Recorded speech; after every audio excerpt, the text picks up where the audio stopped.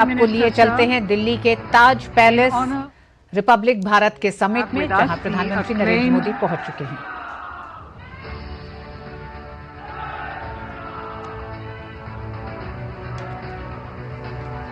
We have with us the acclaimed Hindustani classical vocalist and author on Indian music and culture, Dr. Subhadra Desai. Performing at home and abroad for more than 2 decades, Dr. Desai is at present the Chair Professor of the Department of Hindustani Music at the University of Silicon Andhra, based in California.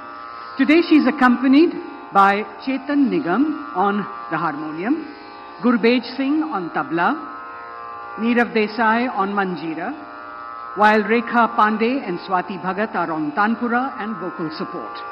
Dr. Desai will now perform a rendition of Swagatam, Shubha Swagatam.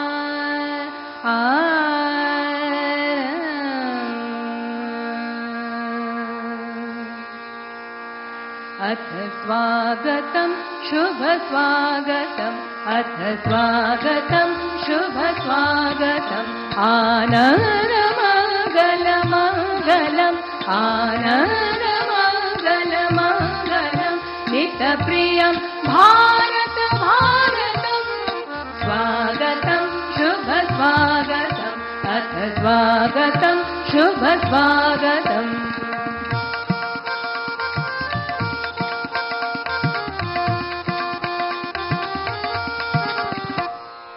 नित्य निरंतरता नमता, मानवता समता ममता, नित्य निरंतरता नमता, मानवता समता ममता, सारथी साथ मनोरथ का, जो अनिवार्य नहीं थमता, संकल्प अविजित अभिमतम्, संकल्प अविजित अभिमतम्, आनन्दमङ्गलमङ्गलम्, आनन्दमङ्गलमङ्गलं, नित्यप्रियं भारत भारतम्, स्वागतं शुभ स्वागतम्, अथ स्वागतं शुभ स्वागतम्।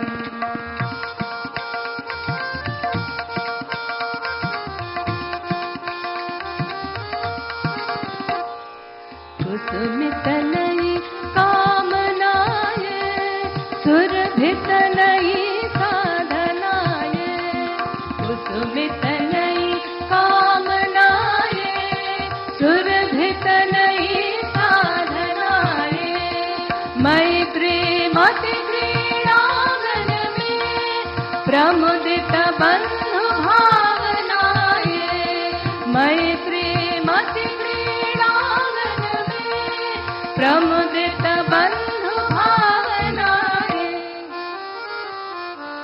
शाश्वत सुविकसित इति शुभम्, शाश्वत सुविकसित इति शुभम्, आनन्दमङ्गलमङ्गलम्, आनन्दमङ्गलमङ्गलं, नित्यप्रियं भारत भारतम्, स्वागतं शुभ स्वागतम्, अथ स्वागतं शुभ स्वागतम्, अथ स्वागतं शुभ स्वागतम्।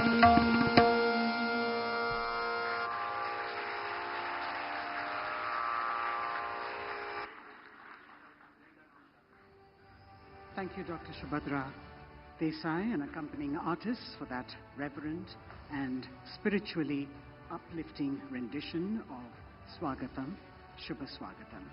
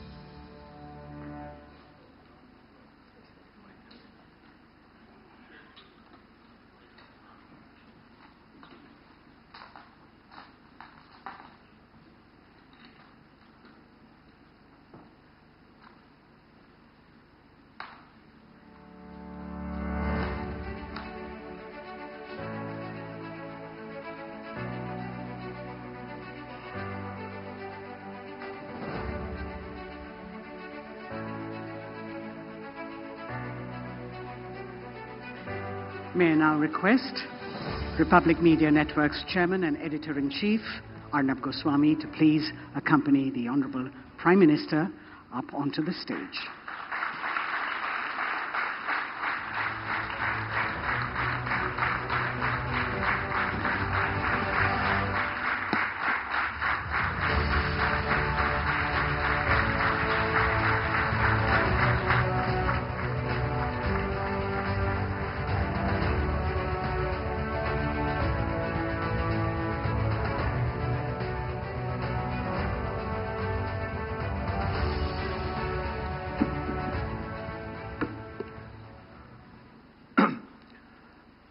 माननीय प्रधानमंत्री नरेंद्र मोदी जी,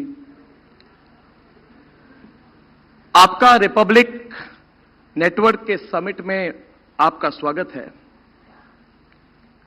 आज मैं आपके सामने फिर एक बार अपनी दिल की बात रखना चाहता हूं, अनुमति हो तो। प्रधानमंत्री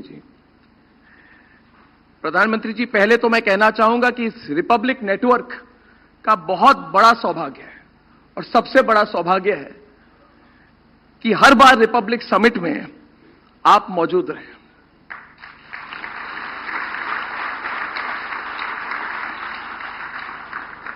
तीन 315 दिन पहले रिपब्लिक समिट के इसी मंच पर आप थे और मुझे आपको बताने में बहुत खुशी हो रही है प्रधानमंत्री जी कि इन दिनों हमने एक और न्यूज चैनल लॉन्च किया है, रिपब्लिक कन्नड़, और रिपब्लिक अभी दक्षिण भारत में भी हमारी एंट्री हुई है।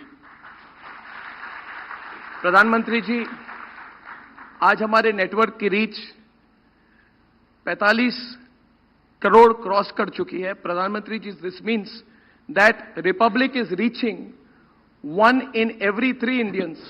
और मैंने सुबह ये कहा था कि मतलब we still can reach 2 out of every 3 Indians. And I want to tell you प्रधानमंत्री ji that this has started 7 years back from a very small co-sharing space of 500 square feet in a private mill in Mumbai with me and only 2 or 3 believers in me. और प्रधानमंत्री जी, हर भारतीय के पास हमेशा सपने थे, हर भारतीय परिश्रम करता था, लेकिन आपके आने के बाद ऐसा माहौल, ऐसी पॉजिटिव एनर्जी मिली जो आपने तैयार की है। And I have no hesitation in saying this that it is because of the environment that you have created that companies and dreams like Republic can come to life and become a reality. And we are very grateful to you because all that we had a dream, प्रधानमंत्री ji, was a dream of professionals who believe they can get the job done.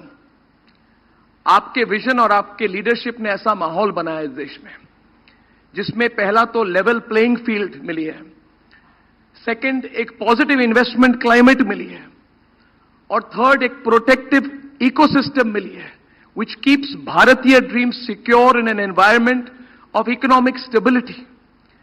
प्रधानमंत्री जी, 10 साल में आपने एक belief system बनाई है इस देश में। आपने एक बिलीफ सिस्टम खड़ा किया है जिसमें एक स्टार्टअप, और रिपब्लिक बिल्कुल एक स्टार्टअप है, और ये अमेरिका में नहीं हो सकता है 7 सालों में प्रधानमंत्री ji. It can happen only in India and under your overall vision. And प्रधानमंत्री ji, the most important thing about your belief system which matters to me personally, matters to everybody at Republic and everybody here, जिसके बारे में ज्यादा बात नहीं होती, it is because your belief system is based on high ethics, naitikta, which is at the core of it. And I remember that in India people used to say ki people with ethics, people with ideals and idealism can never get far. It is because of your vision and your leadership that ethics are today the baseline of success in this country. चाहे राजनीति हो, चाहे corporate culture हो, चाहे media हो, ethics, नैतिकता के जरिए सफलता की सीढ़ी चढ़ी जा सकती है। This is what we have personally benefited from. प्रधानमंत्री जी, आपके विजन से हम प्रेरणा लेते हैं। अभी हमारा लक्ष्य है कि हर साल एक रीजनल लैंग्वेज में एक चैनल लॉन्च करना चाहते हैं।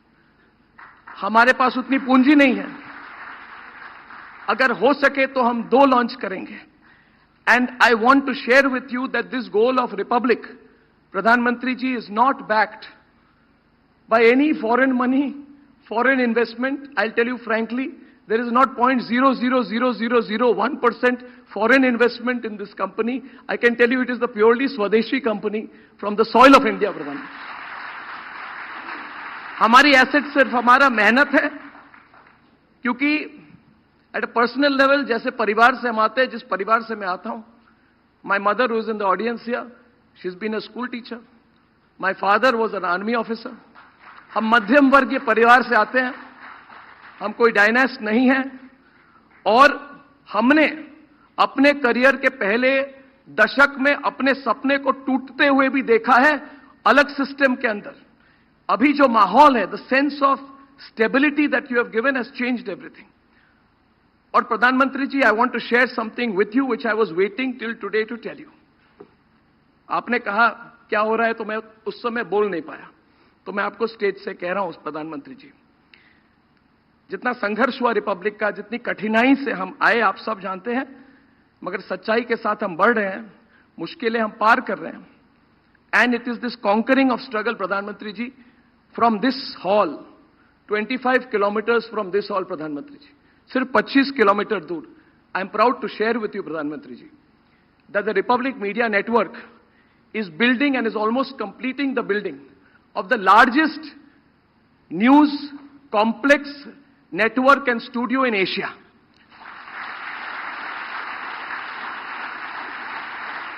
And I have no hesitation in saying I'm inspired by you, because you may not remember, Pradhan Mantri ji, but 7-8 years back you said that India needs a global media.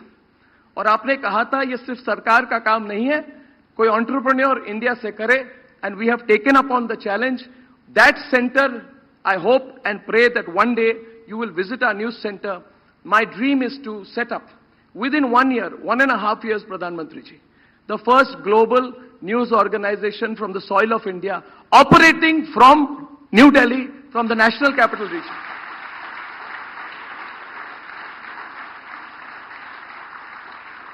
Finally, Pradhan Mantri ji, the theme of the summit is Bharat the next decade.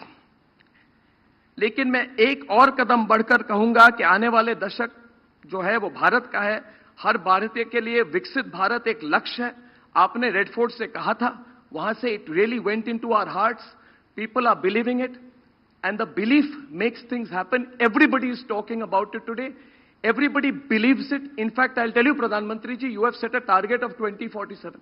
But I'm sure today you were in Kashmir. I congratulate you for your Kashmir visit. I'm sure you believe.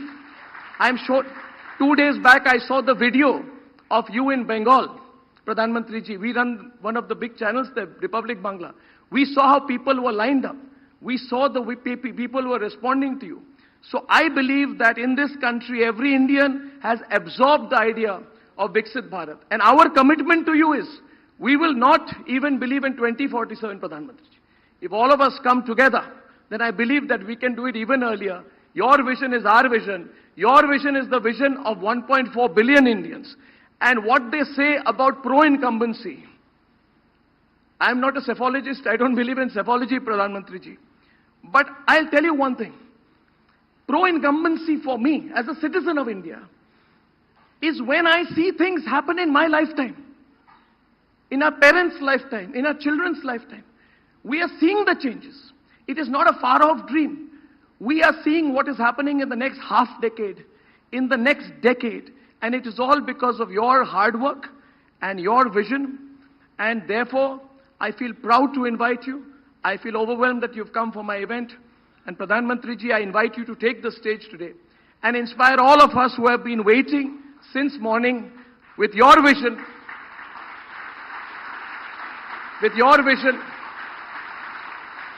so that this message goes out to every Indian. I am again very grateful to you that you have come. Thank you, Pradhan Mantri. Thank you. Thank you.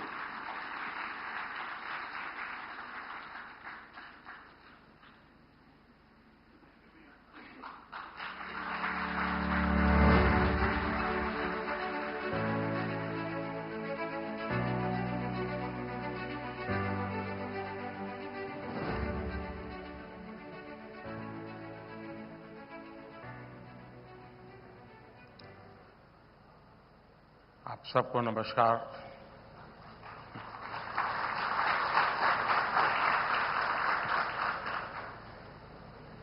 Republic team के भी मेरी तरफ से विशेष इस summit के लिए मैं बहुत बहुत बधाई देता हूं और मैं मानता हूं कि अर्नब ने जो बताया वो दिन भर जो मंथन चला होगा उसी में से निकला होगा।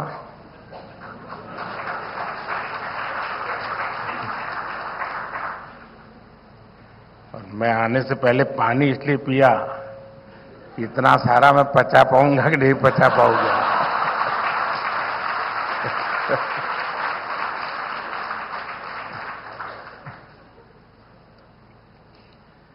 कुछ साल पहले जब मैंने कहा था कि ये दशक भारत का है,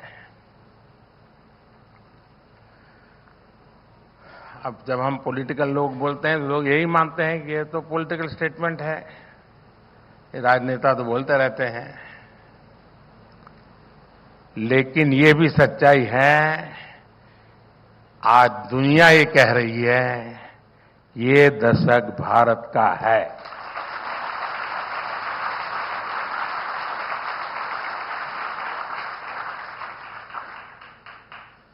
और मुझे खुशी है कि आपने एक कदम और आगे बढ़कर अब भारत द नेक्स्ट डेकेड पर चर्चा शुरू कर दी है। ये दशक विकसित भारत के सपनों को पूरा करने का एक अहम दशक है और मैं मानता हूं कि जो भी जिसको इन्फ्लुएंस कर सकता है, कोई भी पॉलिटिकल आइडियोलॉजी हो, कितने ही ऑपोजिशन ख्याल रखते हो, लेकिन ये कहने में क्या जाता है कि भाई ये 10 साल काम करने जैसे हैं, उसमें क्या जाता है। लेकिन कुछ लोग इतनी निराशा की गर्त में डूबे हुए हैं कि उनके लिए न ये सोचना, न ये सुनना और न ही ये बोलना बड़ा मुश्किल हो गया है। कुछ लोग खास हंसी शेयर कर रहे हैं तो स्वाभाविक है कि मेरी बात सही जगह पे पहुंच गई है।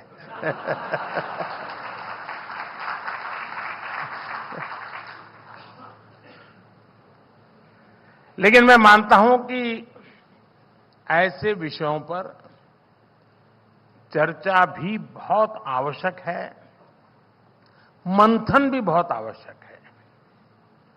लेकिन साथियों, जिस दशक में हम अभी है, जो दशक अभी गुजर रहा है, मैं समझता हूं वो आजाद भारत का अब तक का सबसे इंपॉर्टेंट डेकेड है और इसलिए ही लाल किले से मैंने कहा था यही समय है, सही समय है।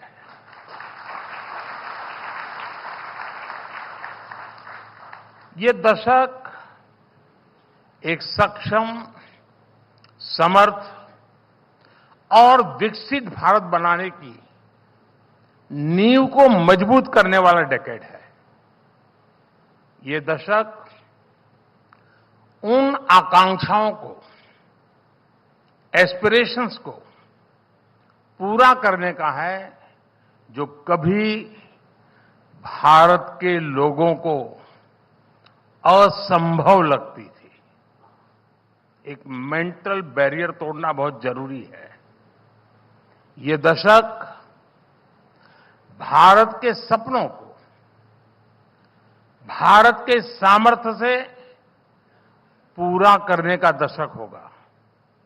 और मैं ये वाक्य बड़ा महत्वपूर्ण रूप बोल रहा हूं, सपने भारत के, सामर्थ्य भी भारत का।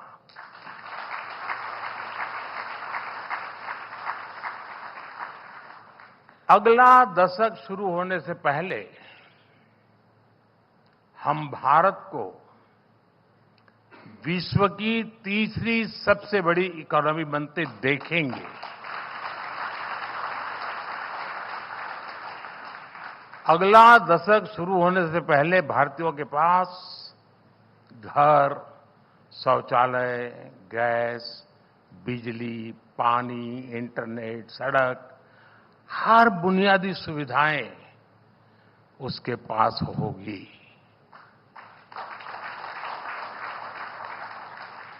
ये दशक भारत में world class expressway, high speed train, देशव्यापी वाटरवेज नेटवर्क, ऐसी अनेक इंफ्रास्ट्रक्चर की आधुनिकतम चीजों के निर्माण का दशक होगा। इसी दशक में भारत को अपनी पहली बुलेट ट्रेन मिलेगी। इसी दशक में भारत को fully operational dedicated freight corridors मिलेंगे। इसी दशक में भारत के बड़े शहर या तो मेट्रो या नमो भारत रेल के नेटवर्क से जुड़ चुके होंगे। यानी ये दशक भारत की high speed connectivity, high speed mobility और हाई स्पीड प्रॉस्पेरिटी का दशक होगा।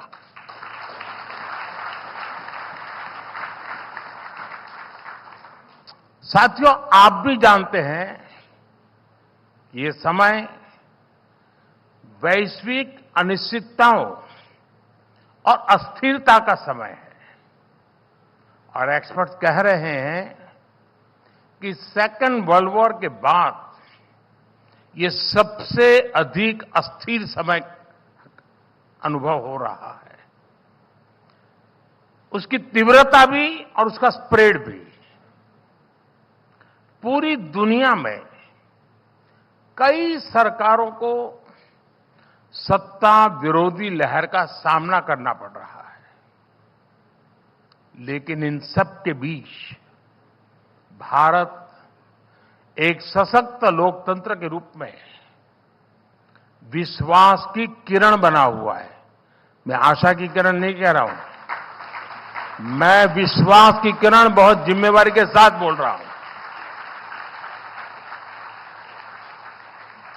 और ये स्थितियां तब है जब हमने देश में बहुत सारे रिफॉर्म्स भी किए हैं।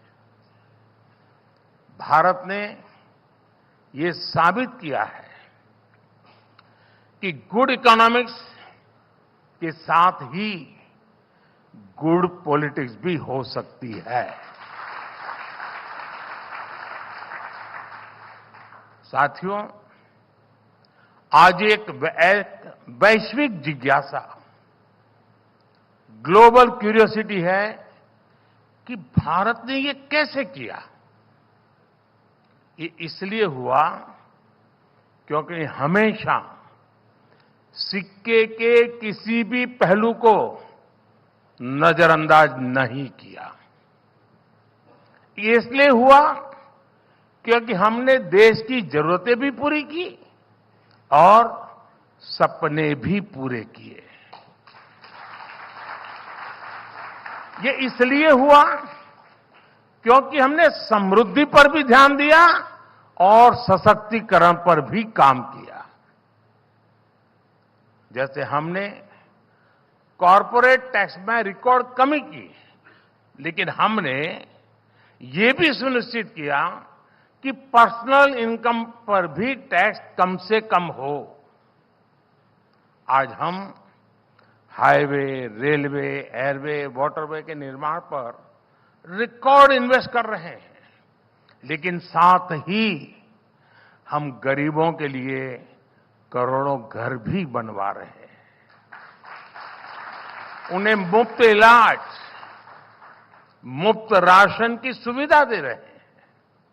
हमने मेक इन इंडिया की पीएलआई स्कीम्स में छूट दी तो किसानों को बीमा से सुरक्षा और आय बढ़ाने के साधन भी दिए हैं। हम टेक्नोलॉजी और इनोवेशन पर बड़ा इन्वेस्ट कर रहे हैं, लेकिन इसके साथ हमने युवाओं के स्किल डेवलपमेंट पर भी हजारों करोड़ रुपए खर्च किए हैं। साथियों, आजादी के बाद के दशकों में भारत का बहुत समय उसे गलत दिशा में ले जाने में गंवा दिया गया। एक ही परिवार पर फोकस की वजह से देश का विकास डिफोकस हो गया।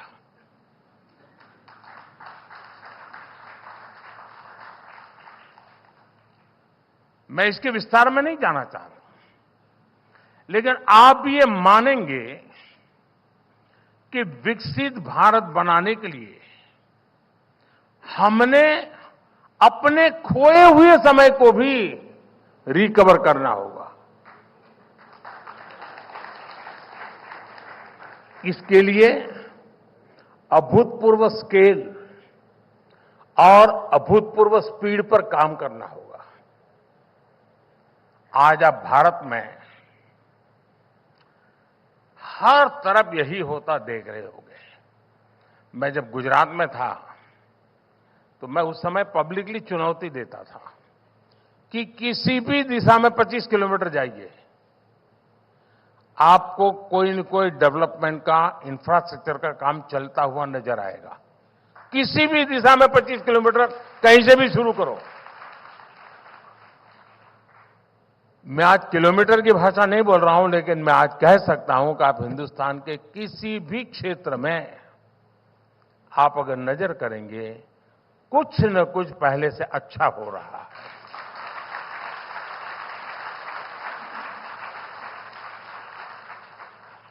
और आप लोग भले इस पर डिबेट कर रहे हैं कि तीसरे टर्म में बीजेपी को 370 से कितनी ज्यादा सीटें मिलेगी।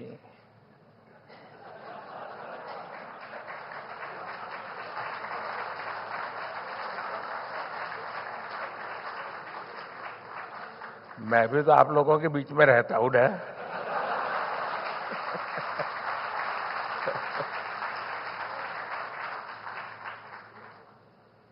लेकिन मेरा पूरा ध्यान देश के विकास की स्पीड और स्केल पर को और बढ़ाने पर ही लगा हुआ है। अगर मैं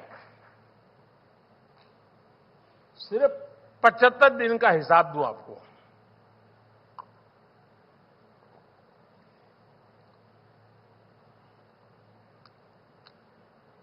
सिर्फ 75 दिन तो इनकी बात करूं, 75 डेज, तो रिपब्लिक के दर्शक भी हैरान हो जाएंगे, और मैं पक्का मानता हूं हैरान हो जाएंगे। यहां कुछ लोग नहीं होंगे। देश में किस स्पीड पर काम हो रहा है। पिछले 75 डेज में मैंने करीब करीब 9 लाख करोड़ रुपए के प्रोजेक्ट का शिलान्यास और लोकार्पण किया है।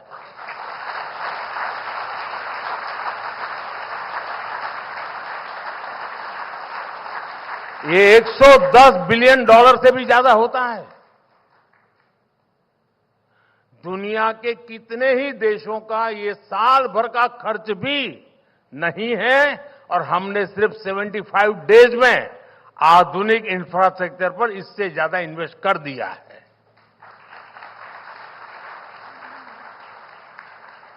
पिछले 75 दिन में देश में 7 नए एम्स का लोकार्पण हुआ है, 4 मेडिकल और nursing college, 6 national research lab शुरू हुई है, 3 IIM, 10 IIT, 5 NIT के परमानेंट कैंपस या उनसे जुड़ी सुविधाओं का शिलान्यास और लोकार्पण हुआ है। 3 ट्रिपल आईटी, 2 आईसीआर और 10 सेंट्रल इंस्टीट्यूट का शिलान्यास और लोकार्पण हुआ है। स्पेस इंफ्रास्ट्रक्चर से जुड़ी 1800 करोड़ रुपए की परियोजनाओं का लोकार्पण किया गया है। इन्हीं 75 दिनों में 55 पावर प्रोजेक्ट्स का उद्घाटन या शिलान्यास हुआ है। काकरापार परमाणु ऊर्जा प्लांट के 2 नए रिएक्टर राष्ट्र को समर्पित किए गए हैं। कल्पकम में स्वदेशी फास्ट ब्रीडर रिएक्टर की कोर लोडिंग की शुरुआत हुई है और ये एक बहुत बड़ा रिवॉल्यूशनरी काम है। तेलंगाना में 1600 मेगावाट के थर्मल पावर प्लांट का लोकार्पण हुआ है। झारखंड में 1300 मेगावाट के थर्मल पावर प्लांट का लोकार्पण हुआ है। यूपी में 1600 मेगावाट के थर्मल पावर प्लांट का शिलान्यास हुआ है। यूपी में ही 300 मेगावाट के सोलर पावर प्लांट का शिलान्यास हुआ है। इसी कालखंड में यूपी में ही अल्ट्रा मेगा रिन्यूएबल पार्क का भी शिलान्यास हुआ है। हिमाचल में हाइड्रो पावर प्रोजेक्ट का शिलान्यास हुआ है। तमिलनाडु में देश के पहले green hydrogen fuel cell vessel को लॉन्च किया गया है। यूपी के मेरठ सिंभावली ट्रांसमिशन लाइन का उद्घाटन हुआ है। कर्नाटका के कोप्पल में विंड एनर्जी जोन के ट्रांसमिशन लाइसेंस का उद्घाटन किया गया है। इन्हीं 75 दिनों में भारत के सबसे लंबे केबल आधारित ब्रिज का लोकार्पण हुआ है। लक्षद्वीप तक अंडर सी ऑप्टिकल केबल के काम को लोकार्पण करके पूरा करके लोकार्पण किया गया है। देश के 550 से ज्यादा रेलवे स्टेशनों को आधुनिक बनाने का काम शुरू हुआ है। 33 नई ट्रेनों को हरी झंडी दिखाई गई है। रोड ओवरब्रिज अंडरपास की 1500 से ज्यादा परियोजनाओं का शुभारंभ हुआ है। देश के 4 शहरों में मेट्रो से जुड़ी 7 परियोजनाओं का लोकार्पण किया गया है। कोलकाता को देश के पहले अंडर वाटर मेट्रो की सौगात मिली है। पोर्ट डेवलपमेंट की 10,000 करोड़ रुपए की 30 परियोजनाओं का लोकार्पण और शिलान्यास हुआ है। पिछले 75 दिनों में ही किसानों के लिए दुनिया की सबसे बड़ी स्टोरेज स्कीम शुरू हुई है। 18,000 कोऑपरेटिव के कंप्यूटराइजेशन के काम को पूरा कर दिया गया है। किसानों के बैंक खातों में 21,000 करोड़ रुपए से ज्यादा ट्रांसफर हुए हैं। और रिपब्लिक टीवी के दर्शकों को मैं याद दिला दूं कि ये वो प्रोजेक्ट हैं जिसमें मैं शामिल रहा हूं।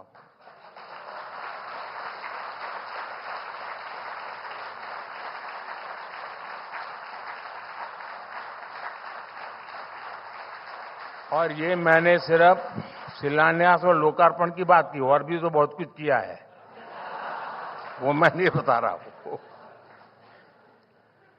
इसके अलावा मेरे सरकार के बाकी मंत्री, बीजेपी एनडीए की दूसरी सरकारों की लिस्ट अगर मैं बोलता जाऊंगा तो मैं नहीं मानता हूं आप सुबह की चाय का इंतजाम किया है कि नहीं किया है।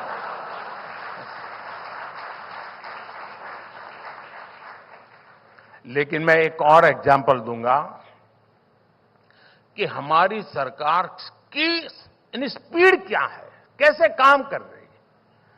आप भी जानते हैं कि इस साल के बजट में, यानी बजट तो अभी गया है, इस साल के बजट में सोलर पावर से जुड़ी एक बड़ी योजना की घोषणा की गई थी।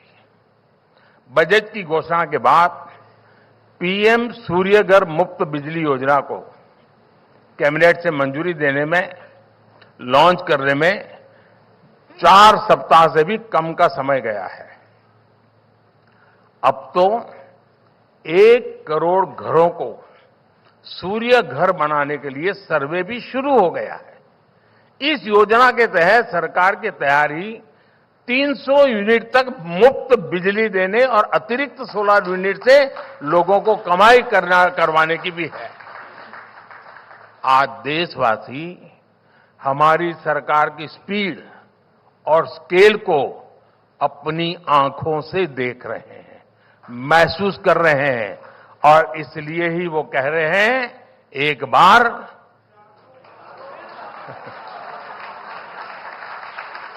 फिर एक बार। साथियों, अक्सर लोग मुझसे पूछते हैं कि आपके खिलाफ इतनी नेगेटिव कैंपेन चलाई जाती है, इतने हमले होते हैं, आपको फर्क नहीं पड़ता क्या? मैं उनको यही बोलता हूं कि अगर मैं इस नेगेटिव कैंपेन पर ध्यान देने लग गया तो फिर मुझे जो काम करने हैं वो रह जाएंगे।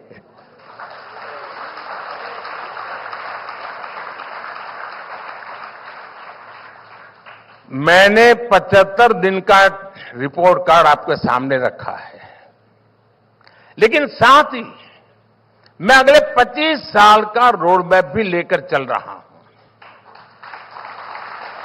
और मेरे लिए एक एक सेकंड कीमती है। इस चुनावी माहौल में भी हम अपने कामकाज को लेकर जनता के पास जा रहे हैं, लेकिन दूसरी तरफ क्या है?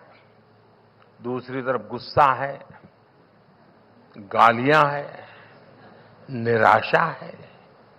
इनके पास न मुद्दा है और न कोई समाधान है। ऐसा क्यों हो रहा है? ऐसा इसलिए है क्योंकि इन पार्टियों ने 7 दशक तक सिर्फ स्लोगन्स पर चुनाव लड़ा।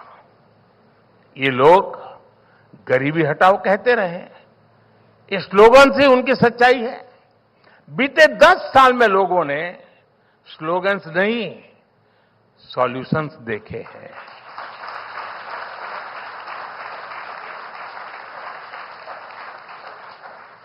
खाद्य सुरक्षा हो या खाद कारखानों को फिर से शुरू करना हो, लोगों को बिजली देनी हो या बॉर्डर इंफ्रास्ट्रक्चर को मजबूत करना हो, लोगों के लिए आवास योजना बनाने से लेकर आर्टिकल 370 को हटाने तक हमारी सरकार ने सारी प्राथमिकताओं को एक साथ लेकर काम किया है।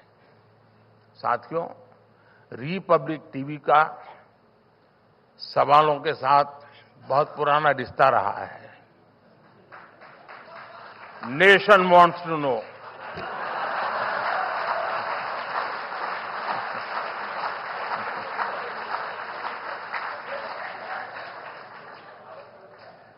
और ये कहते कहते आप लोग अच्छों के पसीने छुड़ा दिए हैं। पहले देश में सवाल होता था कि आज देश कहां है, देश किस हालत में है। लेकिन देखिए, बीते 10 वर्षों में ये सवाल कैसे बदल गए हैं। 10 साल पहले लोग बोलते थे, हमारी इकोनॉमी का अब क्या होगा। आज लोग पूछते हैं, हम कितनी जल्दी तीसरी सबसे बड़ी इकोनॉमी बनेंगे। 10 साल पहले लोग बोलते थे, हमारे पास ये विकसित देशों वाली टेक्नोलॉजी कब आएगी। आज लोग विदेशों से आने वालों से पूछते हैं, आपके यहां डिजिटल पेमेंट नहीं होता है क्या।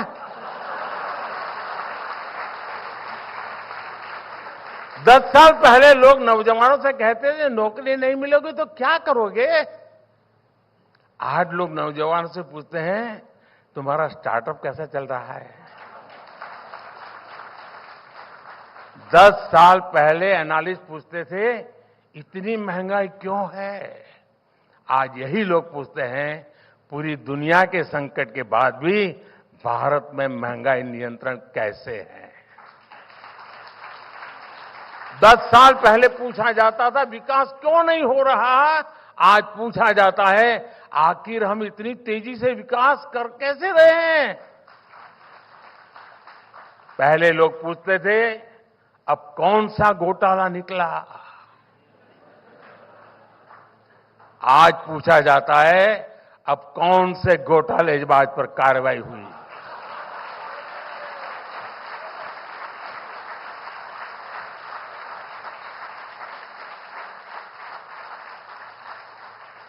पहले मीडिया के साथी पूछते थे, कहां है बिग बैंग रिफॉर्म्स।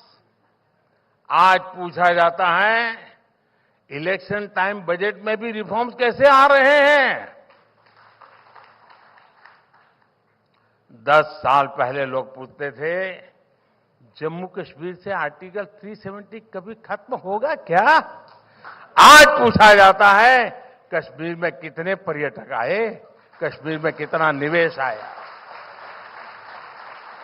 वैसे मैं आज सुबह ही श्रीनगर में था, अनेकों नई परियोजनाओं का शिलान्यास करके और लोकार्पण करके आया हूं। और आज नजारा ही कुछ और था दोस्तों। 40 साल से मेरा उस धरती से नाता रहा है। आज मैंने अलग मिजाज देखा, अलग रूप देखा, सपने देखे, आत्मविश्वास से भरे हुए लोग देखे मैंने। साथियों, दशकों तक सरकारों ने जिन्हें कमजोर मानकर, लायबिलिटी मानकर छोड़ दिया, इन 10 वर्षों में हमने उनकी जिम्मेदारी लेने का काम किया है। इसलिए मैं कहता हूं, जिसका कोई नहीं, मोदी उसके साथ खड़ा है।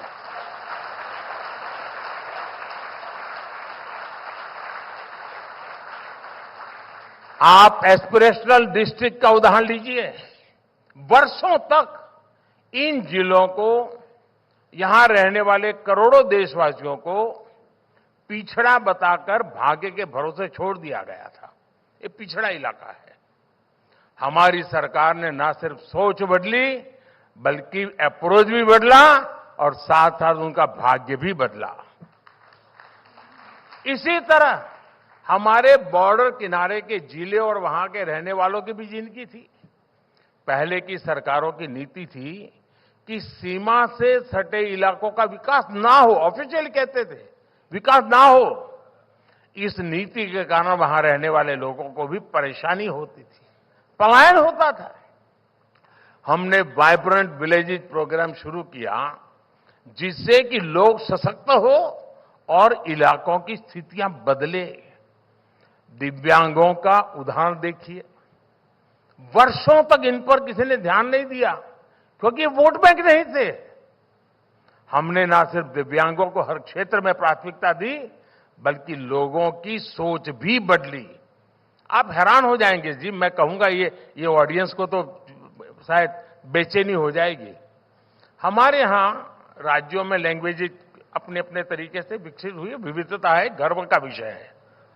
लेकिन हमारे जो स्पेशली एबल्ड लोग हैं, जिनको सुनने बोलने की दिक्कत है, उनके लिए साइनेजेज की जरूरत होती है। आप हैरान होंगे, हमारे देश में साइनेजेज भी अलग अलग प्रकार के चलते थे। अब मुझे बताइए कि दिल्ली का आदमी जयपुर जाए और सामने वाला दूसरी साइनेजेज से बात करेगा तो क्या होगा उसका? आजादी के इतने सालों के बाद मैंने उस काम को किया, कमेटी बिठाई, और आज पूरे देश में मेरे दिव्यांग जनों के लिए एक ही प्रकार के साइनेजेज पढ़ाए जाते हैं। बात छोटी लगेगी लोगों, लेकिन जब एक संवेदनशील सरकार होती है ना, तब उसकी सोच, उसका अप्रोच जमीन से जुड़ा हुआ होता है, जड़ों से जुड़ा हुआ होता है और जनों से जुड़ा हुआ होता है।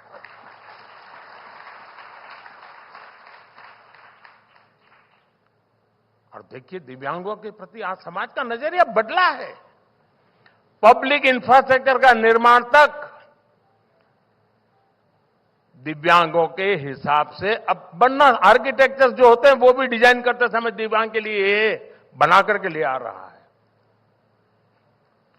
ऐसे कितने ही स्पेशल ग्रुप और कम्युनिटीज है जिन्हें आजादी के बाद से कोई महत्व नहीं दिया गया।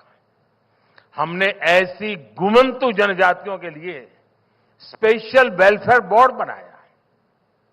किसी ने भी हमारे लाखों रेडी पटरी वाले दुकानदारों के बारे में नहीं सोचा, लेकिन कोरोना के समय हमारी सरकार ने इनके लिए पीएम स्वनिधि योजना बनाई।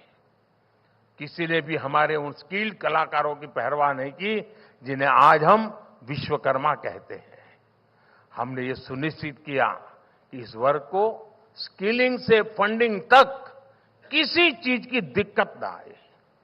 इस पर केंद्र सरकार अब 13,000 करोड़ रुपए खर्च कर रही है। साथियों, रिपब्लिक टीवी की टीम जानती है कि हर उपलब्धि के पीछे मेहनत, विजन और संकल्पों की एक लंबी यात्रा होती है, जो अभी अर्नब ने भी थोड़ा बहुत ट्रेलर दिखाया हमको। भारत भी अपनी इस यात्रा में तेज गति से आगे बढ़ रहा है। अगले डेकेड में भारत जिस ऊंचाई पर होगा वो अभूतपूर्व होगी, अकल्पनीय होगी। और ये भी मोदी की गारंटी है।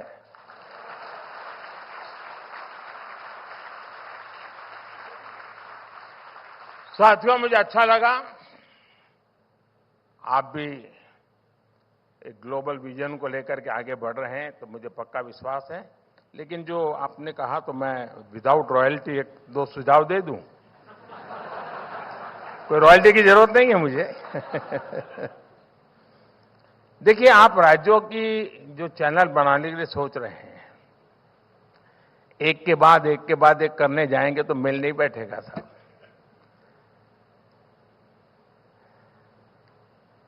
मैं मूलतः मेरा सोचने का तरीका ही अलग है, इसलिए मैं कह रहा हूं आप एक डेडिकेटेड ऐसी चैनल बनाइए जिसमें आप टाइम फिक्स कीजिए कि 2 घंटे गुजराती, 2 घंटे बंगाली, 2 घंटे मलयालम, एक ही चैनल होगी।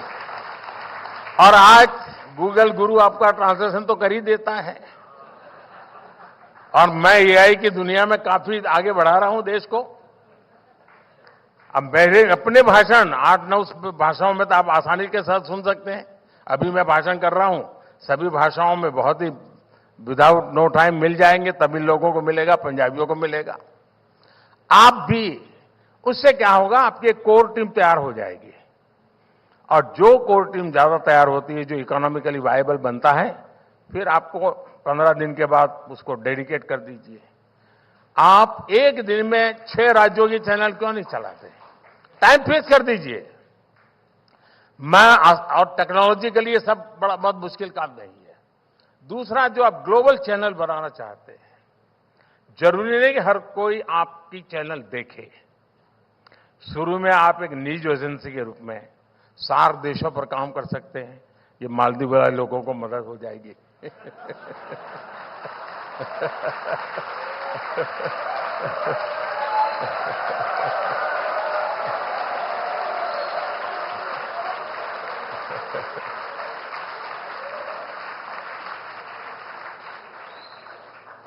नसीब मेरा बहुत पुराना दोस्त है, तो मैं उसे कुछ भी कह सकता हूं। लेकिन अगर आप 4 देशों में कम से कम, क्योंकि उन लोगों को इंडिया के न्यूज में इंटरेस्ट होता है 4 देशों में, उनकी लैंग्वेज एक प्रकार से, फिर बिम्स्टेक में चले जाइए। धीरे धीरे मैं समझता हूं।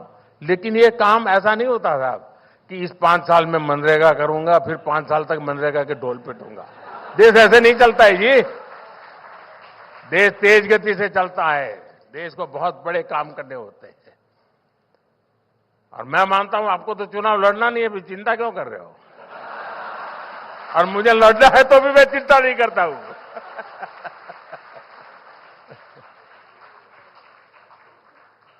चलिए, बहुत बहुत शुभकामनाएं, बहुत बहुत धन्यवाद।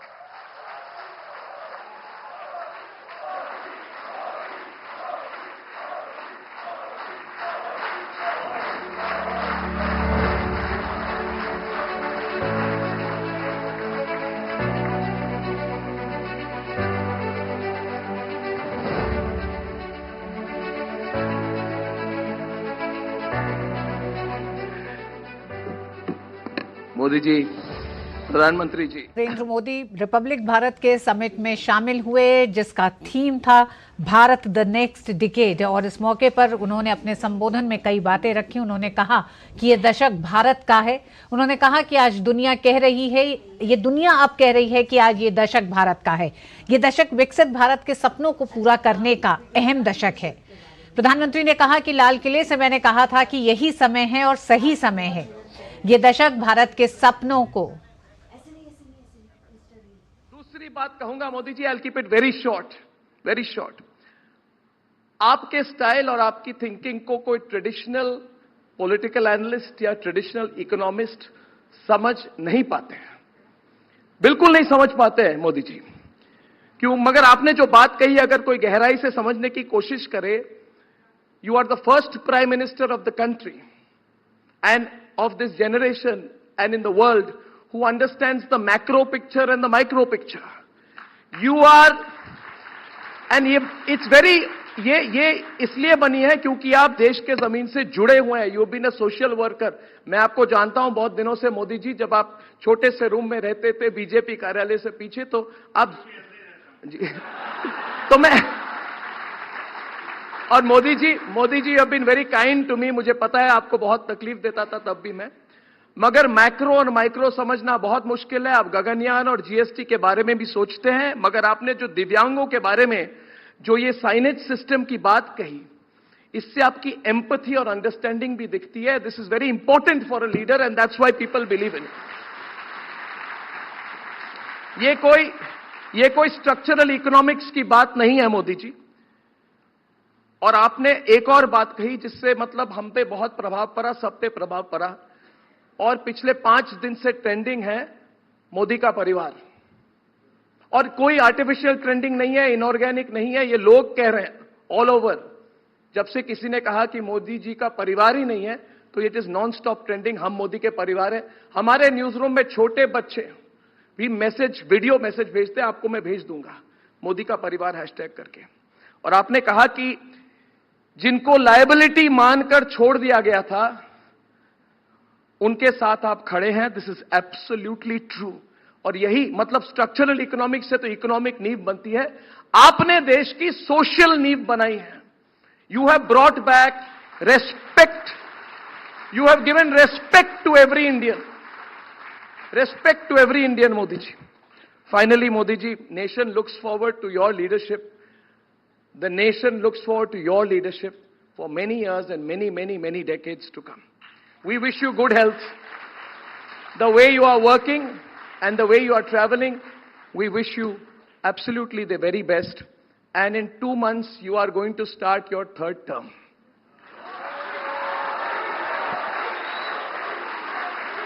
मतलब अभी तो मतलब मोदी जी 7-8 हफ्तों में आप एक ऐतिहासिक मैंडेट के साथ अपने ऐतिहासिक 3rd टर्म की शुरुआत करेंगे। And we look forward to working with you to taking your vision of the country forward. Thank you from all of us at Republic. बहुत बहुत धन्यवाद प्रधानमंत्री जी।